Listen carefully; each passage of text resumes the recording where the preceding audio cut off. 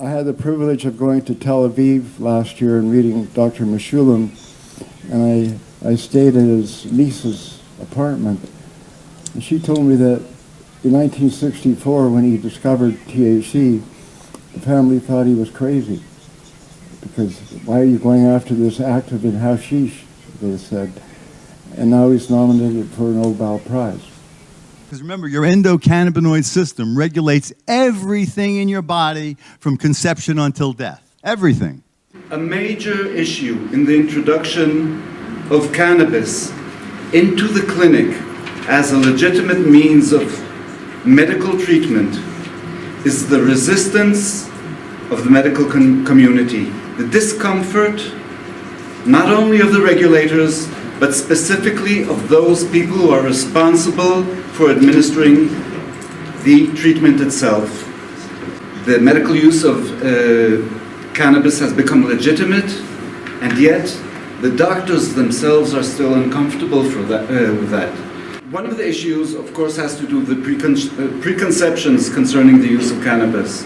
Okay, so obviously it is stigmatized, and there's a lot of stress placed on those who are expected to administer the cannabis, both in terms of their own comfort.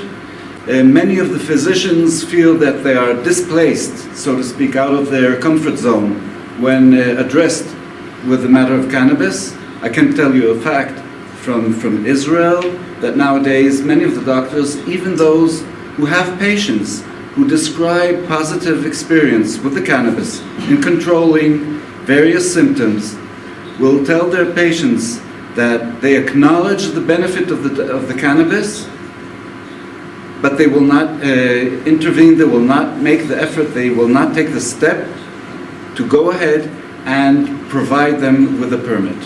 So the physicians have certain preconceptions that is obvious. Generally, they always joke about it, and they have all these ridiculous jokes, you know, maybe you will give some to me, and even in formal courses, so-called educating the doctors about the medical use of cannabis, they'll put up a slide of an old lady, and they'll tell the stupid joke about a grandmother with cancer who got cannabis to treat her symptoms, and all of a sudden all of her grandchildren started to visit her frequently, okay? Suggesting that the benefit is for the children who are coming there and exploiting the presence of cannabis in her home.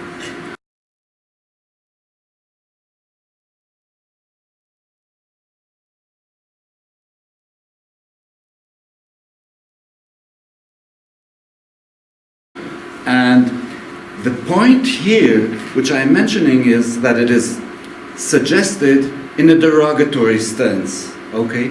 It is viewed as something that does not pay much respect to the patients who are using it, or to the notion of using it for medical purposes. Usually it's difficult to get a big enough audience of physicians on cannabis talks, because people are still waiting to see what their friends are doing, and they are not sure, and many of my colleagues still believe cannabis is some kind of a voodoo and not a real option. The people who hear what I say and who are cannabis users, they right away understand that, yeah, this is obvious and simple. And yet when I talk to scientists and doctors, they can't even hear it. It just blows my mind.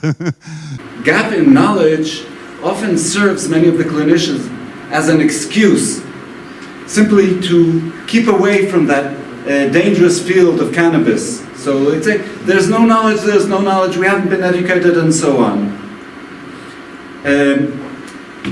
It's true. Actually, the way we learn is from example. So when we are we train as physicians. We don't learn. It is not cookbook medicine. So you learn new things every day. It's like in other fields of medicine. The interaction between the physician and the patient and his entourage, the family and friends or whoever comes along, is critical, of course. And it's same as in any other field. We simply have to act as clinicians who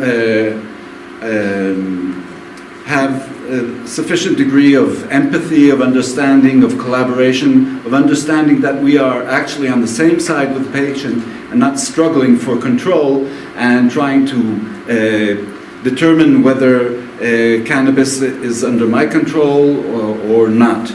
Because as it happens nowadays in Israel, in many cases, that is what happens, and there is a lot of tension between the physicians and the doctor. And I can imagine it happens elsewhere as well, because people who are under severe medical stress, suffering from various symptoms,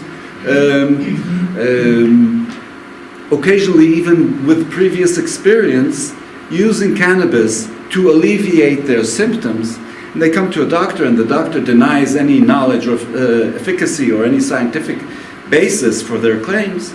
Obviously that is a situation which will give rise to a lot of tension and aggravation and negative results. If we take into consideration all that complexity, which we cannot foresee whenever we will find a formula which will enable us to predict exactly what's going to happen, then we need another approach as clinicians, or to abandon the whole notion of treating people.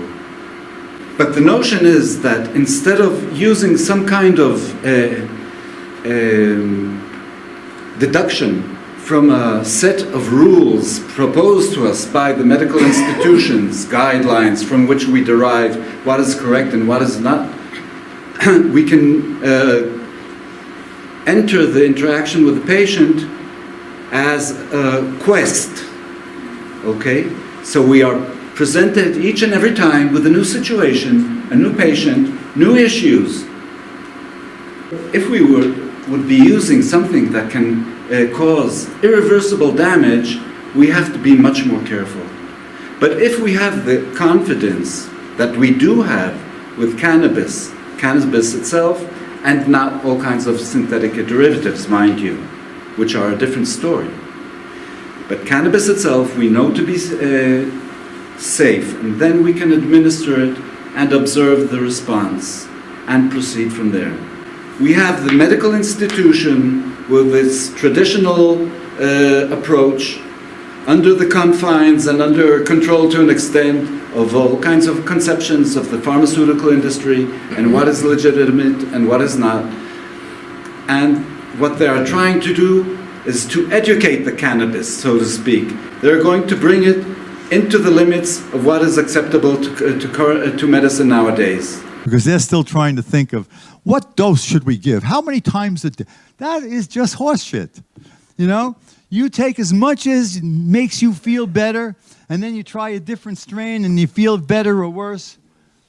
That's what cures illness. That's what helps people. And we've seen it with hundreds and thousands of people. When we are working in the clinic, we are not implementing something with foresight, saying, this is what I'm giving you and this is what's going to happen. Okay? Each and every case actually as a new experience, and we provide it together with a patient and who tests it on himself, and together each one with his own professional or personal perspective arrive at the conclusion if it is doing better for him or worse. And from there we can work on and improve the situation more. And for a fact, this is an approach which is clinically effective. The problem is to give it the form which will be acceptable to the institutions who are actually putting us in the position as physicians to provide health to the population. That's a synthetic form of THC. Marinol you can get by prescription, yet the plant is often Schedule 1 in many countries.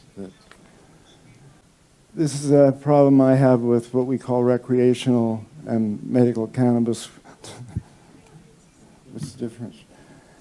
The first time a patient in Israel is provided with cannabis, he goes and receives instruction in the use of cannabis. And this is, of course, the result of the initiative of whom? Of the regulatory authorities? No way. Of the doctors No way. This is a result of the initiative of those so-called untrained people who were there administering the cannabis to the patients, the so-called bud tenders or whatever. Okay? They are usually people who have their own experience with cannabis. We want to be cells that function in harmony together, which is the basis of life. Unfortunately, humanity has taken a little turn to the wrong side because our societies and our governments and our institutions are driven by cannabinoid deficient people. I call them blips, backward-looking people.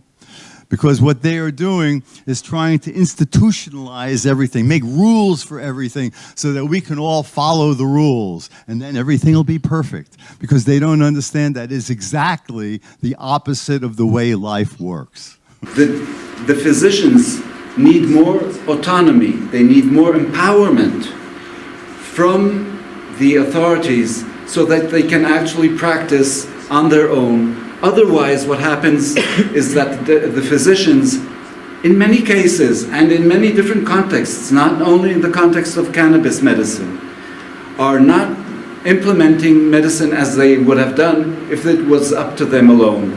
And they are simply tools, puppets of a bureaucratic machinery which is dictating their medical decisions.